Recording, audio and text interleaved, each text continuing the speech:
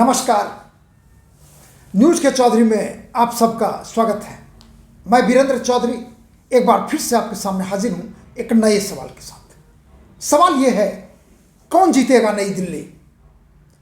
अरविंद केजरीवाल, प्रवेश वर्मा या संदीप दीक्षित? आइए इसी सवाल पर देखते हैं न्यूज़ के चौधरी। दिल्ली विधानसभा चुनाव की घोषणा होने ही वाली है, क्योंकि दिल्ली विधानसभा का टर्म 23 फरवरी 2025 को खत्म होगा। वाजिब है उससे पहले दिल्ली के चुनाव होंगे और परिणाम भी होंगे कि अगले 5 वर्ष तक दिल्ली पर शासन किसका होगा। और दिल्ली विधानसभा चुनाव में सबसे वीवीआईपी असेंबली सीट है नई दिल्ली, और नई दिल्ली से अरविंद केजरीवाल और संदीप दीक्षित पहले ही दावा ठोक चुके हैं, और आज दावा ठोका भारतीय जनता पार्टी के प्रवेश वर्मा ने। यानी ट्रायंगुलर फाइट नई दिल्ली विधानसभा, यानी अरविंद केजरीवाल बनाम प्रवेश वर्मा बनाम संदीप दीक्षित। अब मेरा सवाल है, कौन जीतेगा? और इसे जानने के लिए हम आपसे 4 चीज साझा करना चाहेंगे। सबसे पहले कैंडिडेट, उसके बाद कॉन्स्टिट्यूएंसी, उसके बाद कास्ट, और आखिर में विनेबिलिटी। इंतजार करना होगा आपको। सबसे पहले हम आपको कास्ट कैंडिडेट के बारे में बताना चाहते हैं। अरविंद केजरीवाल आप पार्टी के सर्वे सर्वा हैं। नई दिल्ली से लगातार 3 बार विधानसभा चुनाव जीत चुके हैं। 2013, 2015 और 2020। 2013 के विधानसभा चुनाव में अरविंद केजरीवाल ने शीला दीक्षित को हराया था, और 2013 में भी मुख्यमंत्री बने, 2015 में भी बने, 2020 में भी बने, लेकिन आखिर में आके उन्हें इस्तीफा देना पड़ा शराब घोटाले कांड के वजह से। आईआईटीएन है, आईआरएस सर्विस में थे, जुझारू नेता रहे हैं अरविंद केजरीवाल। संदीप दीक्षित लोकसभा एमपी रहे हैं 2 बार, 2004 और 2009 ईस्ट दिल्ली लोकसभा कॉन्स्टिट्यूएंसी से। Former chief minister Sheila Dikshit के पुत्र हैं, और अब की बार उन्होंने प्रतिशोध के साथ मैदान जंग में आगाज किया है, क्योंकि अरविंद केजरीवाल ने 2013 के विधानसभा चुनाव में शीला दीक्षित को परास्त कर दिया था, और अरविंद केजरीवाल अपने विपक्षी कांग्रेस कहें या शीला दीक्षित को कहें, कुछ बाकी नहीं रखा था। उसी का बदला लेने के लिए अब की बार संदीप दीक्षित ने नई दिल्ली से विधानसभा चुनाव लड़ना तय किया है। तीसरा, प्रवेश Verma farmer chief minister Sahib Singh Verma के पुत्र हैं। महरौली विधानसभा से 2013 में चुनाव जीत चुके हैं।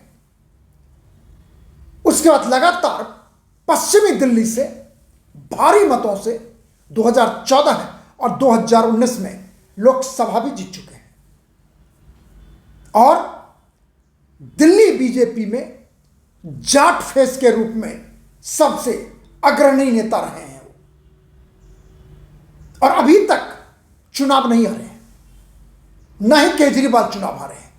लेकिन संदीप दीक्षित लोकसभा चुनाव हार चुके हैं। यह तो हुई बात कैंडिडेट्स की। अब कॉन्स्टिट्यूएंसी क्या है?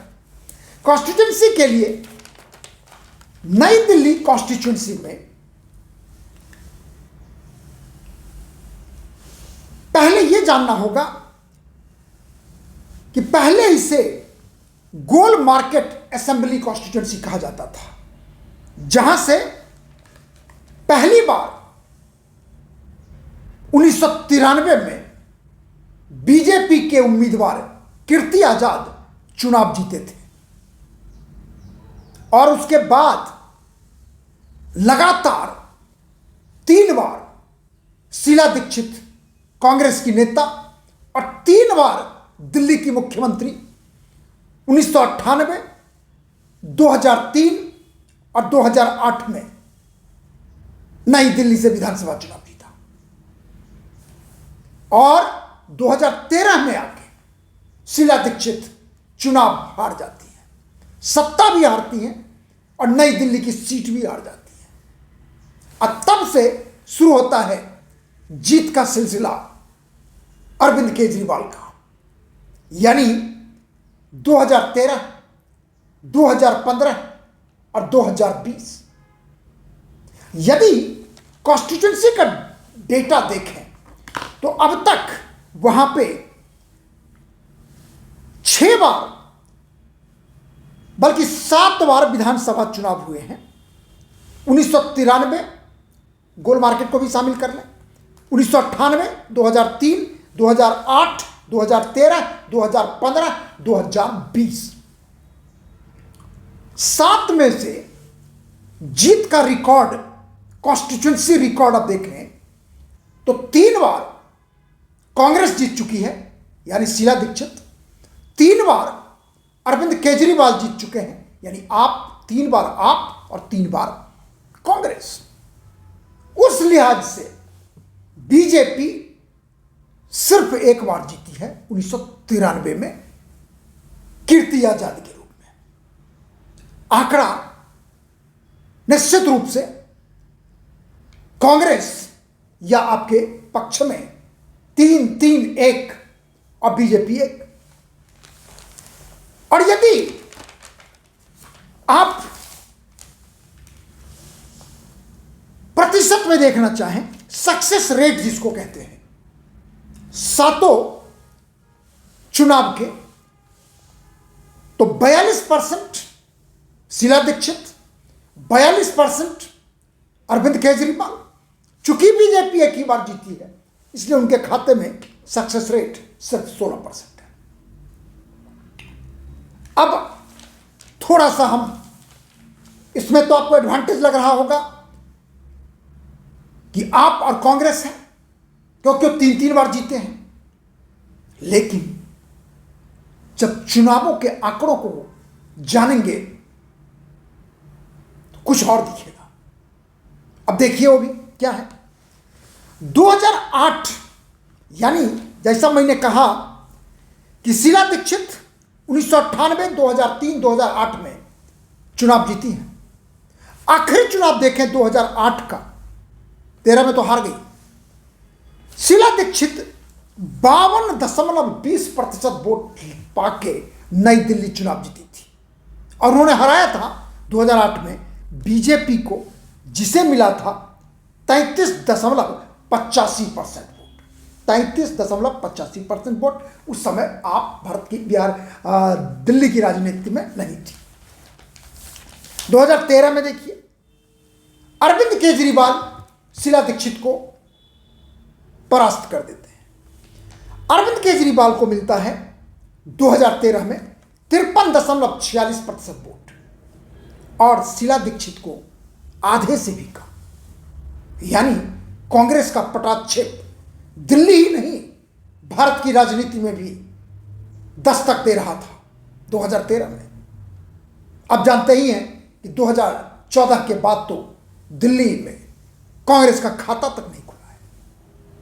और शीला दीक्षित को मिला 2013 में हार के बाद 22.23% का वोट, और बीजेपी को मिला तीसरे नंबर पर 21.68%, थोड़े का अंतर था।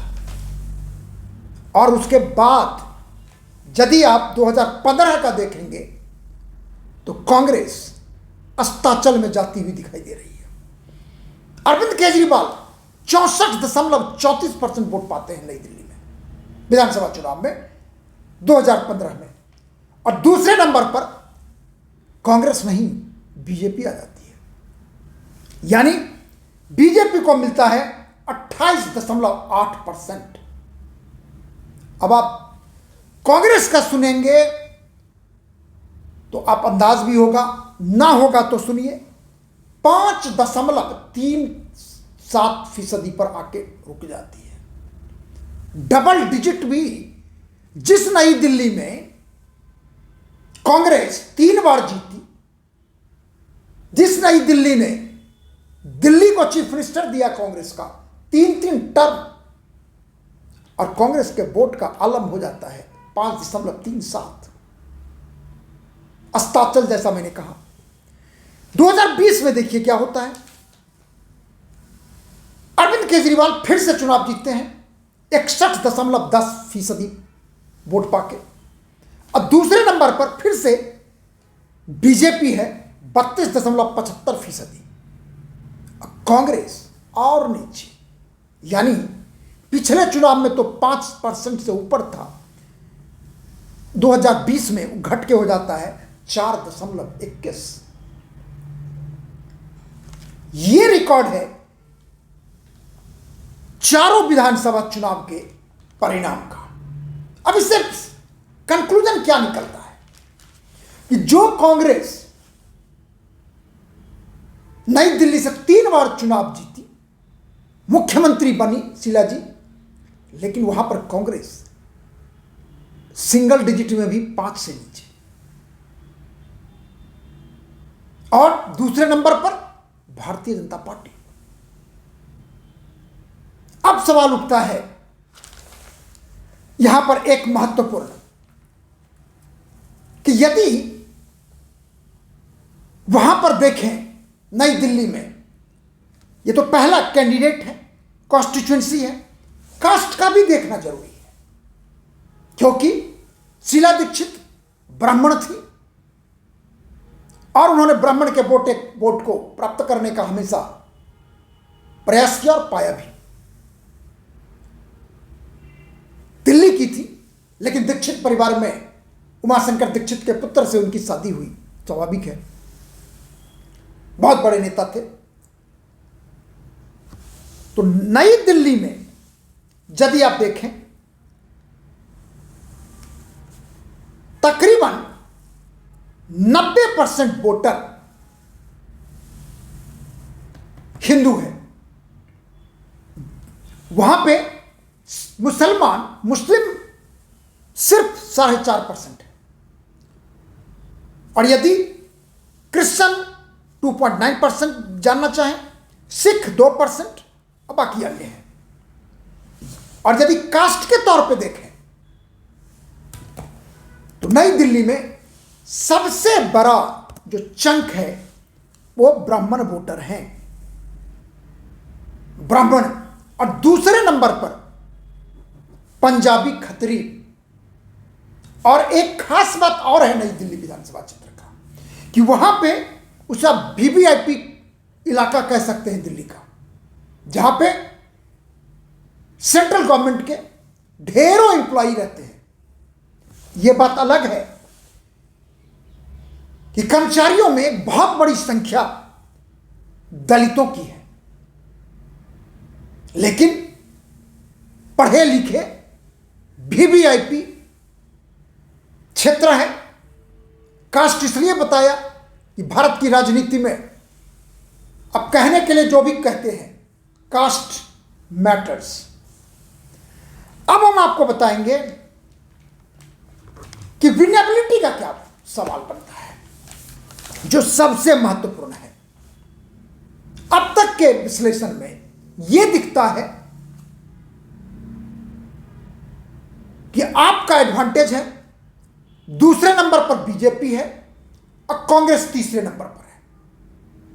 लेकिन 2024 लोकसभा चुनाव का परिणाम देखेंगे, क्योंकि नई दिल्ली लोकसभा क्षेत्र में आता है।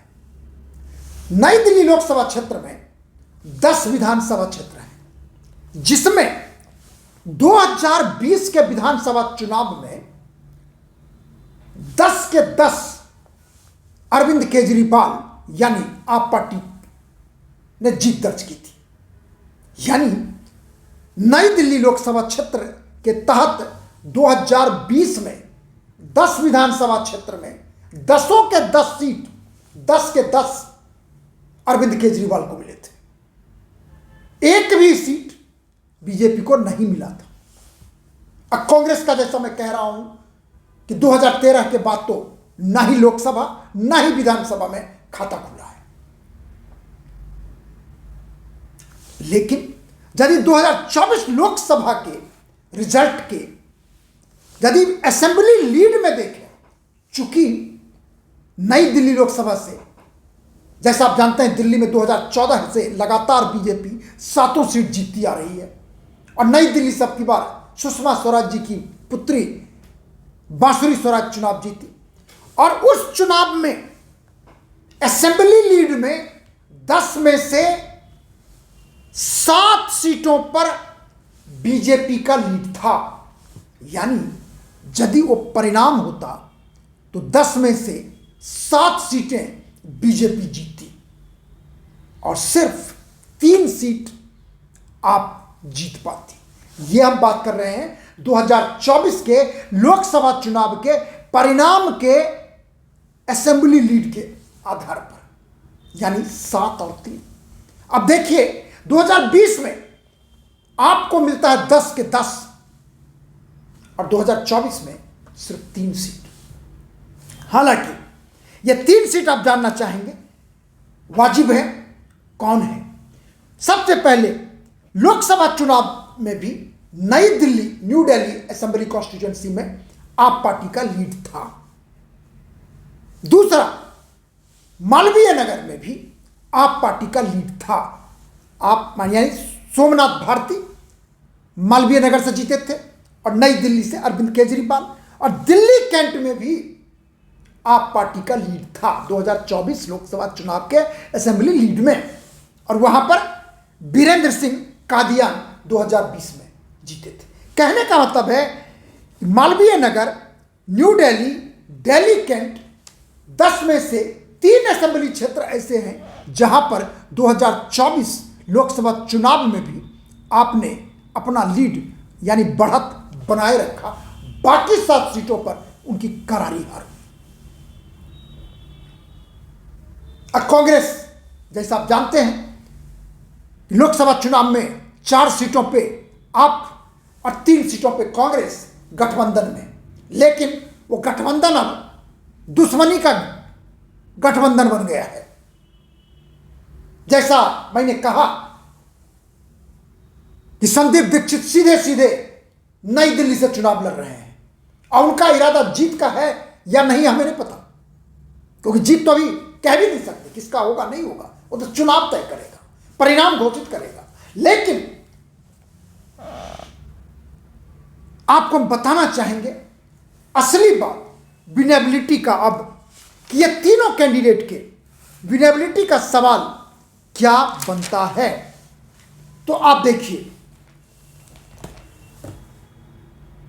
अरविंद केजरीवाल लगातार 3 बार नई दिल्ली से चुनाव जीत चुके हैं और शीला दीक्षित भी 3 बार चुनाव जीती थी और चौथी बार में करारी हार गई। और अरविंद केजरीवाल अब की बार जिस तरह से 20 कैंडिडेट से भी ज्यादा अपने सिटिंग कैंडिडेट को उन्होंने बदल डाला और जिस तरह से फ्रीबी की घोषणा एक के बाद एक किए जा रहे हैं, उससे तो निश्चित रूप से लगता है कि अरविंद केजरीवाल 2013, 2015 और 2020 का कॉन्फिडेंस अब की बार नहीं दिखा पा रहे हैं। यानी जनता में कुछ कुछ हो रहा है। दूसरा, संदीप दीक्षित निश्चित रूप से प्रतिशोध लेना चाहते हैं, क्योंकि उनकी मां की राजनीति को दिल्ली में अरविंद केजरीवाल ने समाप्त कर दिया। लेकिन सवाल उठता है, जैसा मैंने कहा, 4% 5% वोट से होगा क्या? यदि संदीप दीक्षित सचमुच कम से कम 15-20%, मान के चलिए 20% वोट पा जाते हैं, तो इसका मतलब होगा, भले वो जीते ना जीते, दो बातें होंगी। एक, कांग्रेस का रिवाइवल होगा। अब 20% वोट, यदि,